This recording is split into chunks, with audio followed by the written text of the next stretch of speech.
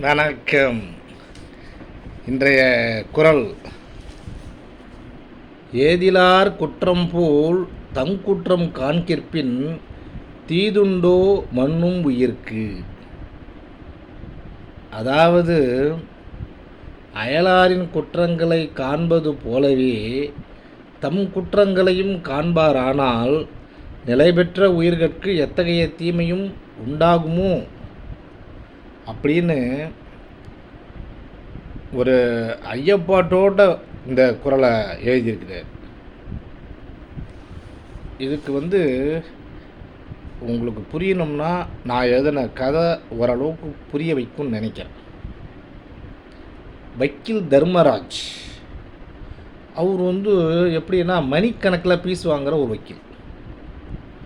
மணிக்கணக்கில்னால் தெரியும். அப்போ அந்த அளவுக்கு ஒரு ஃபேமஸான ஒரு வக்கீல். இன்று திருப்பதியில் படியேறி மலையேறி கொண்டிருந்தார். திருப்பதியில் எப்படி போகிறாருன்னா, பஸ்ஸு வழியாக போகல, மேலே படியேறி போகிறார். மேலே அவ்வளோ பெரிய வேண்டுதல் போனது. அப்பொழுது ஒரு பத்திரிகை நிருபர், சார் நீங்கள் நினச்சா ஹெலிகாப்டர்லேயே மேலேயே போகலாமே, நீங்கள் ஏன் நடந்து போகிறீங்க அப்படின்னு கேட்குறாரு. அவர் ஒரு பத்திரிக்கையாளர். அவர் கேட்குறார், இந்த மாதிரி நீங்கள் ஹெலிகாப்டரே போகலாமே, அந்தளவுக்கு உங்கள்கிட்ட வசதி இருக்குது, நீங்கள் படியேறி நடந்து போகிறீங்களே அப்படின்னு கேட்குறாரு.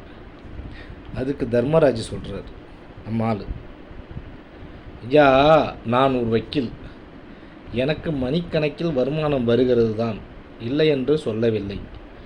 ஆனால் என்னால் பல கெட்டவன்கள் பாதிக்கப்பட்டாலும் சில நல்லவர்களும் பாதிக்கப்படத்தானே செய்வார்கள்.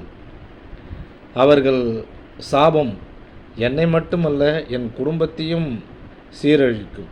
அதனால்தான் இதெல்லாம். இருந்தாலும் என்னால் அதை தவிர்க்க முடியாது என்றார்.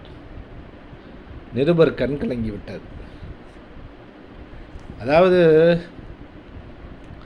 அவர் எத்தனையோ பேரை தன்னுடைய வாத திறமையினால் உள்ளே அனுப்பியிருக்கிறாரு. அவங்களுக்கு ஏதாவது தண்டனை வாங்கி கொடுத்துருக்காரு.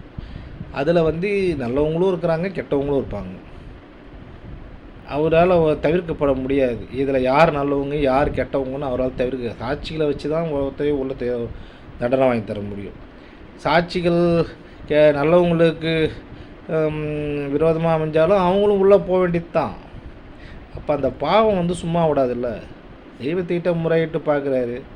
ஆனால் தெய்வம் அருள் புரியுமான்னு நமக்கு தெரியாது. ஆனால் இந்த கதைக்கு, இந்த குறள் சொன்ன கதைக்கு என்ன வித்தியாசம்னா, அதாவது அயலாரின் குற்றங்களை காண்பது போலவே தம் குற்றங்களை காண்பாரானால் நிலை பெற்ற உயிருக்கு எத்தகைய தீமையும் உண்டாகுமோ. அயலாரின் குற்றங்கள்னால், இப்போ நான் சொன்ன வக்கீல் எல்லாருக்கும் தண்டனை வாங்கி கொடுத்துட்டாரு. குற்றங்களை கண்டு தான் நான் தண்டனை வாங்கி கொடுக்குறாரு.